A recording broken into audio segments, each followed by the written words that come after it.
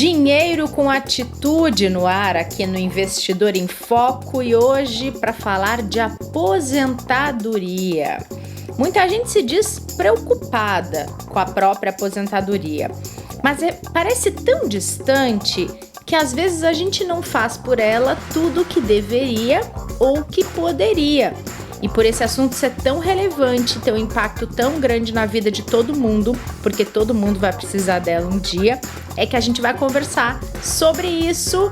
Juliana Ranciaro, Ana Leone já estão aqui comigo. Meninas, sejam bem-vindas. Oi, gente, tudo bem? Boa tarde, pessoal, tudo bom? Tudo bom, meninas? Tudo bem. Bom, a gente vai falar de aposentadoria. A gente já falou aqui no Dinheiro com Atitude bastante da nossa relação com o dinheiro, de tentar se projetar lá no futuro, de olhar daqui para frente, tentar trazer isso para uma realidade. Mas, Ana, queria começar perguntando para você, por que esse assunto ainda é de certa forma, um tabu? Por que as pessoas ainda evitam falar sobre aposentadoria? Será que é medo de envelhecer? Eu acho que tem um pouco, sabe, dessa relação bastante emocional que a gente tem aí com o envelhecimento. Por mais que a gente tente encarar isso de uma maneira positiva, eu acho que os efeitos da idade, eles aparecem nos pequenos sinais. Às vezes você até olha no espelho, você está ali super bem, mas tem efeitos que você vai sentindo aos poucos, então a gente sempre tende a querer retardar todos esses efeitos. E essa atitude faz com que a gente queira viver a juventude. Mas a questão é que a gente vai envelhecer, né? E como você trouxe, assim, a gente já falou sobre esse assunto aqui em um exercício que a gente fez na mentoria, mas eu acho que, e lá foi um processo de reflexão bem profundo, acho que hoje vale a gente falar de uma maneira mais objetiva sobre isso, né? A primeira coisa é que, além de ser esse sentimento que a gente tem de querer sempre retardar o envelhecimento de alguma forma, a gente tem também a conotação bem negativa, né? O próprio termo aposentadoria é uma coisa que vem no passado, né? A aposentadoria era porque você envelhecia e você ia para um aposento, justamente lá no fundinho da casa, e ficava ali mais recolhido para envelhecer, né? Então, acho que tem até uma conotação, a gente devia até inventar um outro nome para trazer um mood mais positivo para esse assunto.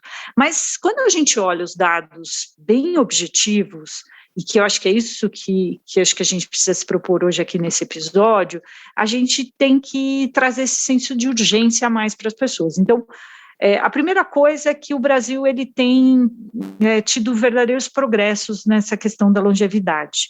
A expectativa de vida no Brasil, ela cresceu muito nos últimos tempos. Hoje, a expectativa que é medida ao nascer é de quase 76 anos e ela sobe a cada ano.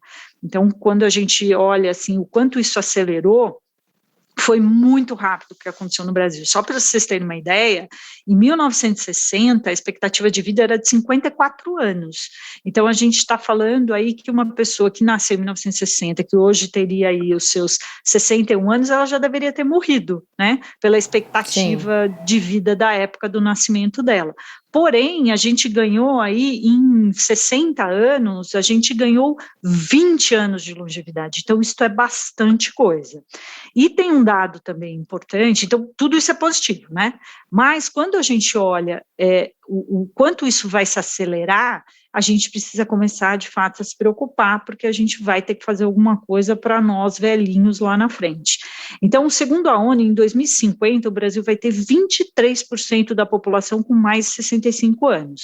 A gente só vai ficar atrás do Japão, que já é notoriamente um país mais de pessoas idosas. A gente vai ficar atrás da Europa também, que é um país que já se vem aí nesse processo de longevidade já há bastante tempo, e a China, que vai ter 26% também da sua população com mais de 65 anos. Então, o nosso salto de longevidade vai ser muito grande e muito rápido. E aí, quando a gente olha aqui alguns números econômicos, a gente tem que se assustar. Então, se de um lado, ótimo, a gente vai envelhecer e a gente vai viver por mais tempo, por outro lado, a gente tem dados econômicos bastante preocupantes.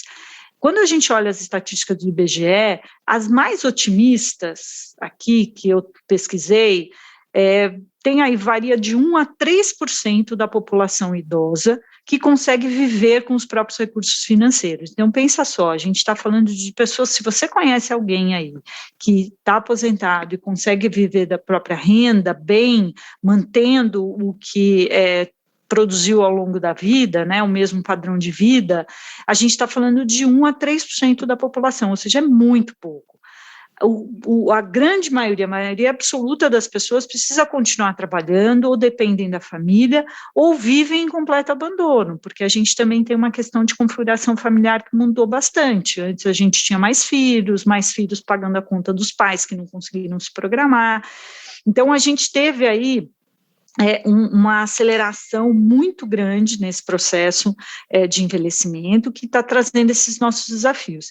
E um outro dado também, que eu acho que daí mostra bem a nossa praia, que é a preocupação que a gente tem que ter, é que quando a gente pergunta para as pessoas de onde vai vir o dinheiro delas na aposentadoria, essa é uma pesquisa que a Ambima fez, é o raio-x do investidor, que traz, eu acho que esse dado de uma maneira assim, bastante impactante, na minha opinião, é que quando a gente pergunta para essas pessoas, e elas são das classes A, B e C, então a gente está falando de uma classe que produz renda, né, que tem ali uma renda média, boa, se comparado com a população do Brasil, 49%, ou seja, quase a metade das pessoas dessa classe social, desse extrato aí da pirâmide, ainda pensam que vão viver do INSS na aposentadoria. Mas o que é mais curioso dessa pesquisa da Ambima é que 10% nem sabe de onde vai vir os recursos que sustentarão essas pessoas. E essas pessoas querem se aposentar aí por volta dos 60 anos. Então, gente, é uma numerologia toda para dizer que o assunto é muito sério. Então, a gente precisa eliminar esses tabus, essas conotações negativas e ter em mente que o tempo está passando, a gente vai ficar muito mais tempo por aqui e que a gente vai precisar fazer alguma coisa para melhorar um pouco essa estatística, e não adianta, a gente não pode colocar isso na mão de ninguém, a gente que tem que tomar conta do nosso futuro financeiro mesmo. Ana, você fez algumas comparações entre Brasil e outros países ali, quando você começou a citar os dados, em relação a essa questão de renda e poupança, a gente tem países que enfrentam a nossa mesma realidade ou algo parecido? Olha, você tem países que, de fato, são referência absoluta e chega a ser até um problema econômico, né? Aqueles países em que as pessoas poupam muito. Então, o Japão, por exemplo, eles ali ficam fazendo incentivos justamente para as pessoas fazerem o dinheiro circular, porque há uma cultura de poupança muito grande. Aí a gente pode olhar também China, que está indo para a mesma direção, né? Também com uma cultura, um pensamento bastante de longo prazo, enfim. Mas, quando a gente olha vizinhos nossos aqui, a gente tem países que têm a renda per capita menor que o Brasil e tem índices de poupança maior. Porque a gente também pode, ao se comparar, ou a gente olhar esses países que são mais em evidência, com essa cultura de previdência, né, de aposentadoria, a gente fala, mas são países ricos. Mas não, tem países que também têm renda menor que a gente e consegue ter aí uma taxa de poupança maior. Então, esses podem ser exemplos a serem seguidos, como o Japão, por exemplo, mas as pessoas podem ter essa percepção de que, gente, mas o Japão é outra história, está lá do outro lado do mundo, a economia deles é diferente, ok, mas em algum momento eles se prepararam para isso. Eu até li um livro bem interessante, esses tempos atrás, de psicologia financeira, e que fala justamente isso. Se alguém na época lá da crise, né, pós-guerra do Japão, chegasse para eles e falasse assim, olha, vocês serão uma das nações mais ricas do planeta, vocês vão ser inovadores, vocês vão ser referência em tecnologia, vocês vão ter uma taxa de poupança que nenhum outro país do mundo vai ter, eles iam achar que o cara era maluco, capaz de queimar ele na fogueira, e é isso que aconteceu aí nas últimas boas décadas.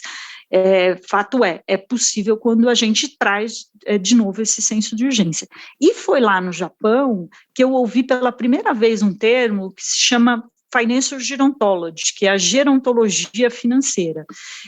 E isso foi em 2018, eu fiquei tão curiosa com o tema e fui estudar, porque, dado esse evento de envelhecimento da população do planeta como um todo, começou-se a pensar, bom, como então a gente cuida desse processo de enriquecimento e o uso do dinheiro ao longo do tempo, porque também não adianta nada a gente ganhar em longevidade se a gente não cuida dos capitais que não são necessários, o capital físico, o intelectual, o social e o financeiro. Então, a gerontologia financeira foi uma disciplina criada lá na década de 80, é uma disciplina multidisciplinar, né, e com base em vários ensinamentos, desde a biologia, psicologia, sociologia e demografia, justamente para compreender essas questões da população, e principalmente, quando a gente está falando da gerontologia financeira, ela abrange as questões da riqueza ao longo da vida, ou seja, não adianta você ficar rico aí na sua vida produtiva e depois não fazer bom uso do dinheiro ao longo do tempo, porque senão ele acaba, e também das aspirações das pessoas, ou seja, dos objetivos que essas pessoas, hoje jovens e amanhã idosos, terão ou têm, e também das famílias, porque é um processo que precisa envolver a família. Então, resumindo aí sua pergunta, Ju, sim, existem países que ganham menos que nós e conseguem poupar mais, tem países que são bons exemplos a serem seguidos, se não for o Japão, a gente tem outros exemplos mais emergentes aí que a gente pode olhar com carinho e perceber que essa é uma preocupação que já está instalada nas pessoas, porque, de fato, essa questão do envelhecimento está nos trazendo bastante desafios. E, Ana, pensando no que você trouxe, duas coisas me marcaram muito, que é essa questão da configuração familiar, né? Que, de certa maneira, nossos avós, eles faziam de tudo para incentivar e ajudar os filhos para que os filhos estudassem. Era muito mais um pensamento no hoje, no construir a família, porque lá na frente a família resolvia a vida dos pais, né? Imagina, a família da minha mãe são 6 filhos que ajudaram meu avô e a minha avó depois que eles pararam de trabalhar e ficaram com a aposentadoria do INSS deles, por exemplo. Então, eles tinham um plano de saúde, tem uma emergência, tem que arrumar alguma coisa na casa. A conta era dividida em 6, né? Aí, pensando aqui, eu fiz uma reflexão rápida da minha família. A minha mãe já teve só 2 filhos. Ela tem aposentadoria, tem plano de saúde e tudo mais, mas a conta já divide em 2. Eu não tenho filhos, talvez nem tenha, não tem quem divida a minha conta. Então, é uma cultura que vai mudando também, né? E que a gente tem que começar a olhar para essa questão da poupança de longo prazo de acordo com essa mudança cultural também, né? Rê, deixa eu fazer só um comentário. Eu lembrei muito da minha família também. Os pais da minha mãe tiveram, eram para ser 17, eles escolheram 4, então 13 filhos. 13, gente. Nossa. Significa que minha mãe tem 12 irmãos, eu tenho 35 primos por parte de mãe. Nossa. A minha mãe, pois é. Enche muita um coisa. estádio. Nossa, é muita coisa. Assim, festa de final de ano, quando podia aglomerar, era só aglomeração. Mas tudo isso para falar que, obviamente, mudou muito as coisas, né? Quando minha mãe teve filho, ela teve só 2, eu e minha irmã. Eu também não tenho filhos hoje. Então, essa questão da cultura, o quanto isso vai mudando e quanto isso vai impactando também, né? No quanto a gente consegue ter de renda e poupar. Porque, assim, meu avô e minha avó trabalhavam, mas imagina criar 13 filhos, né? Tem uma coisa, eu acho que o que vocês trouxeram é fato. E é uma matemática muito difícil hoje em dia de ser administrada como era administrada no passado, porque ainda a gente administra essa nova realidade da forma como a gente administrava no passado. Então, vocês falaram aí de uma parte da configuração familiar, que é justamente isso. O que a gente tem? Antes era uma expectativa, uma média de filhos, aliás, por família, que é a taxa de fecundidade, né, de 4 isso numa geração anterior, nessa geração já caiu para 1,4, que também foi uma coisa muito rápida que aconteceu no Brasil. O envelhecimento do Brasil foi muito rápido, o que países levaram 100, 150 anos, nós fizemos em 30. E essa taxa aí de fecundidade das mulheres também foi muito rápido. Então, de uma geração para outra, caiu de 4 para 1,4, e está caindo cada vez mais. E mais do que só um número menor de filhos para dividir a conta dos pais, antes eram 4 filhos, vamos pegar essa conta aqui, pagando a conta de 2 pais, do pai e da mãe. Hoje, o número de divórcios está muito maior, você entra num novo relacionamento, então, às vezes, é 1,4 filhos para pagar a conta de 4, porque, né, os pais casaram de novo, tem outras famílias, e assim vão se juntando. Então, traz um desafio importante e mais urgente para se pensar na aposentadoria, ou seja, cada um precisa pensar no seu. Infelizmente, aquela coisa, aquele ditado que diz, farinha pouca, o meu pirão primeiro. Quando a gente está falando de aposentadoria, a gente tem que pensar nisso de uma forma bastante focada, porque a gente tem que pensar na gente, para a gente não ser um ônus para os filhos. E tem uma questão também importante de geração, de enriquecimento geracional.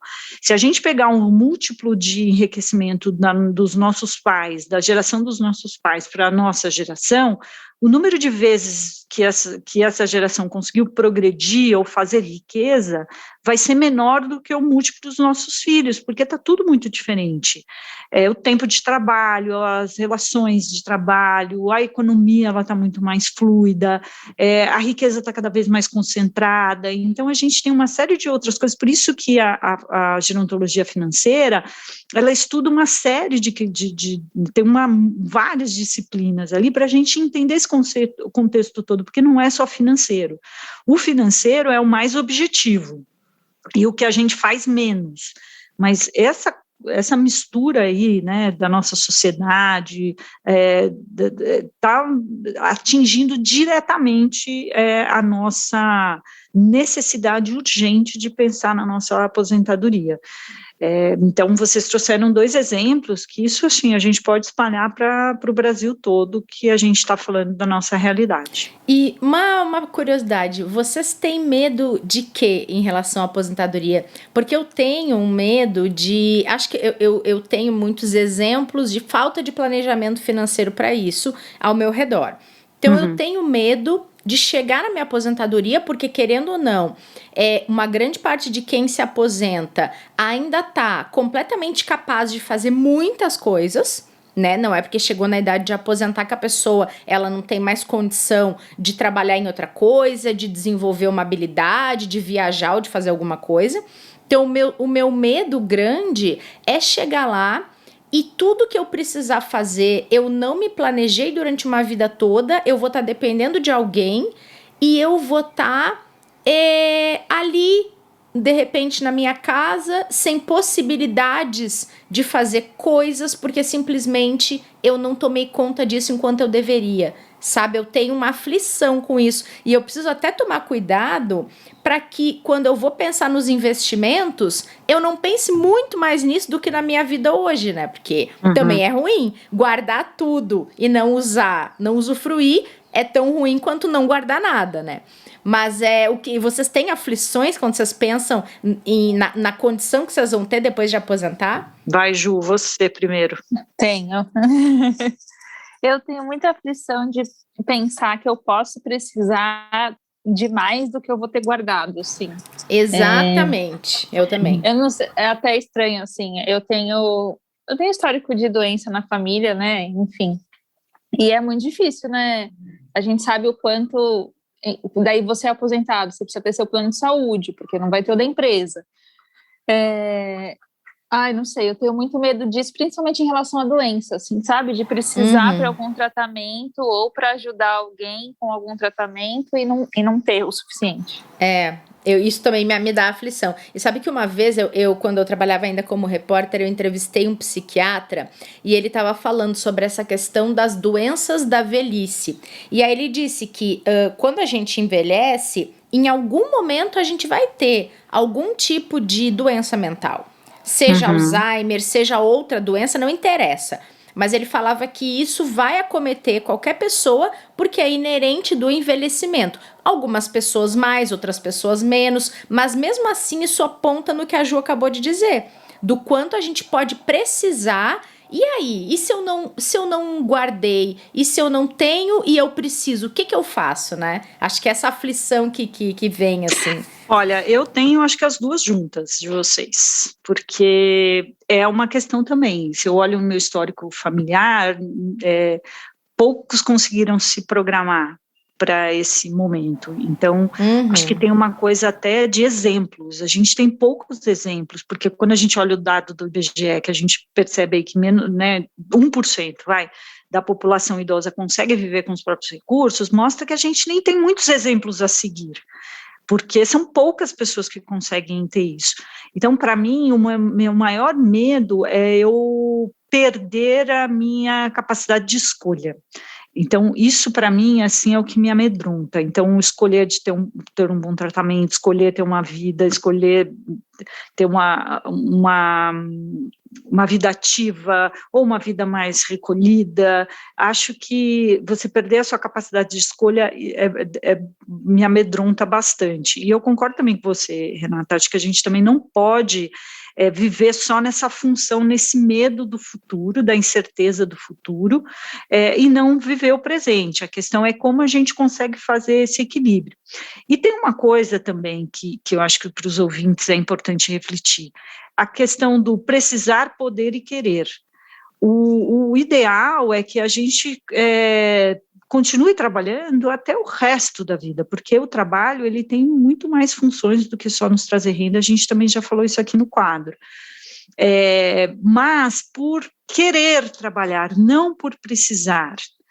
E isso é uma diferença muito grande. E você, às vezes, poder nem querer trabalhar, né? Poder não trabalhar. Então, ou seja, essa coisa de quando você não tem saída é muito difícil, é muito ruim. Por isso que a gente precisa trazer esse senso um pouco mais de urgência para as pessoas, porque senão tudo que foi conquistado por uma geração, principalmente a nossa, a gente conquistou tanta coisa, né? A gente tem mais mulheres no mercado de trabalho, a gente conseguiu mais direitos, a gente, né, ganhou mais anos de vida. Tudo isso que foi conquistado, a gente põe em risco perder toda esta autonomia que nos foi dada. E tem uma coisa importante, que é até medido pela ONU, que é a expectativa de vida saudável. A gente costuma olhar a expectativa de vida, que é medida ao nascer. Então, como eu falei aqui, uma pessoa que nasceu em 1960 tinha uma expectativa de vida, porque eles mediam, nasceu agora, né, vamos ver qual é a média de vida dessa pessoa. Porém, dado toda a evolução da medicina, principalmente das vacinas, viu? Eu fiz um bate-papo, já participei de algumas palestras com um geriatra, e ele traz justamente esse ponto de que o avanço das vacinas, do saneamento, fez com que a gente ganhasse muitos anos de vida. E por isso que isso também avançou tão grande. Então, quando a gente olha assim, a expectativa de vida ao nascer, a gente, né, ultrapassa aí os 80 anos, quando a gente tira a mortalidade infantil, principalmente a vida adulta jovem dos homens, que também faz com que a expectativa de vida ao nascer caia bastante. Depois, vencidas essas etapas, a gente vai para quase 80 anos. Só que a ONU mede a expectativa de vida saudável, ou seja, aquele período da vida em que você goza das suas totais faculdades de decisão, da sua capacidade de produção física, saúde, e ela é menor, ela é 10 anos a menos, no Brasil é 65 anos, então a gente tem que considerar também esses outros fatores, porque a vida não é linear. E esse geriatra, ele até disse isso, a velhice, ela é heterogênea. Então, por mais que a gente faça tudo direitinho, não é garantia que a gente vai chegar no mesmo lugar. Mas a gente precisa fazer coisas por ela para que a gente tenha o mínimo de garantia. E quando a gente está falando aqui da nossa praia, que é a questão financeira, isso ser um item a menos para se preocupar lá na frente, porque ele é o mais objetivo. Então, se você cuidar dele, é uma coisa a menos que você tem que cuidar lá na frente. E isso pode te deixar bem para você curtir, usufruir tudo que você conquistou, ou também para você focar nas outras questões, os outros desafios que você vai ter que encarar, sem precisar se preocupar com mais esse tema, que é o tema financeiro. É verdade. É verdade, Ana. E você tem alguma dica para quem quiser consumir conteúdo sobre isso, hein? Olha, tem muita coisa legal. Quem me ouve aqui pode ler. Eu tenho, na minha coluna do Valor Invest, eu tenho muito texto, vários textos que eu falo sobre envelhecimento. Tem um que eu chamo assim, o que você quer ser quando envelhecer? Porque a gente sempre pergunta para uma criança, né? O que você quer ser quando você crescer? Mas a gente não se pergunta o que a gente quer ser quando envelhecer. E tem esse e outros tantos textos que tem lá. E uma outra coisa que eu acho, que daí são coisas bem objetivas, precisamos pensar, né, hoje na aposentadoria, uma aposentadoria decente é um processo, não é uma coisa que a gente vai fazer uma vez e não vai fazer mais, é algo que a gente tem que ser diligente o tempo inteiro, a gente tem que poupar mais agora para poder trabalhar menos lá na frente, ou trabalhar por escolhas. Então, assim, tem uma série acho que de reflexões que a gente falou aqui que são importantes, e a gente precisa parar de dar esse romance todo para a velhice, né? Quando a gente olha aquelas propagandas da gente lá envelhecendo, olhando o pôr do sol da praia, legal, mas aquilo não é a realidade de muita gente, talvez não possa ser a nossa. Então, por isso que a gente precisa fazer um pouco mais no presente. E tem até uma coisa que a gente estava falando, né, Rê, antes de começar a gravação aqui, dessa dificuldade entre o prazer e benefício, né? Quando a gente está falando de aposentadoria, é algo que você, de fato, vai abrir mão do prazer no presente para um benefício no futuro. E que talvez a gente fique com aquele sentimento de que, mas para que eu vou fazer? Vai que eu morro amanhã e eu não vou usufruir, não vai ter adiantado de nada. Mas talvez, assim, as estatísticas joguem ao seu favor, você vai viver muito tempo, sim, então é bom pensar em fazer alguma coisa a respeito. Muito bom. É sempre importante falar. Diga, Ju, desculpa. Claro. Imagina. A gente está no home office, é difícil até saber quando é que a gente pode interromper outra pessoa, né, gente? Desculpa. Eu ia dar uma dica também. Eu tô achando que eu sou a Ana Leone e eu venho aqui com dicas, então... Não, eu tô amando. A tua da semana passada eu adorei, hein? Eu estava pensando nisso que a Ana falou, de que a gente tem uma ideia sobre a velhice que é um pouco romantizada, e tem um livro de Simone de Beauvoir que chama A Velhice, que é um estudo. Assim, como eu posso dizer, não é uma leitura fácil, ela chega a ser até cruel em alguns momentos, para quem é um pouco mais emotivo, assim como eu, mas é um livro muito interessante e fala bastante sobre isso. Acho que é um estudo bem realista, assim, então eu recomendo a leitura, e eu peguei até um trecho aqui, se vocês me permitem ler, que fala bastante sobre isso que a gente estava comentando. Vou ler para vocês. Como todas as situações humanas, ela, a velhice, tem uma dimensão existencial, modifica a relação do indivíduo com o tempo e, portanto, sua relação com o mundo e com a sua própria história. Por outro lado, o homem não vive nunca em estado natural. Na sua velhice, como em qualquer idade, seu estatuto lhe é imposto pela sociedade ao qual pertence. Nossa, hein? Nossa! Muito legal, já anotei aqui na minha dica. E é verdade, né, porque é muito... Eu acho que a gente tem que aprender a lidar com a velhice, né? A nossa geração é a geração que está vendo, presenciando mais o envelhecimento. E como tudo que é novo a gente precisa aprender, a gente está aprendendo isso juntos, então... Boa, hein? Curti esse livro aí. Gostei. Você tem dica, Rê? Porque aí eu tenho uma mais leve. Não tenho, eu tô até muda depois dessas. Então eu vou dar desse gran finale, vai. Pois é, nossa, o editor podia cortar na fala da Ju, que já ia ser demais esse episódio. Mas, eu tenho um livro muito legal que eu li, que é da Andréa Pachá, ela é uma juíza da Vara de Família, ela escreveu vários livros, mas esse é muito legal, que chama Velhos São os Outros, e esse livro ela traz relatos de dilemas familiares na hora ali da curatela, da separação, né, da divisão de bens, das brigas judiciais, mas ela traz o livro com um olhar muito humano, e esse livro virou até uma série no Fantástico, Casos de Família, não sei se vocês se lembram disso, e foi baseado neste livro, é um livro muito legal, uma leitura muito leve, e que vale a pena vocês lerem. E tem um outro que o Dr. Daniel Azevedo, que eu citei aqui, que é um geriatra, que a gente vive trocando figurinhas, ele também me indicou um livro, eu acabei de comprar, chegou agora, que chama Os 100 Anos da Vida. Ele só tem em inglês, né, The 100 Years Life,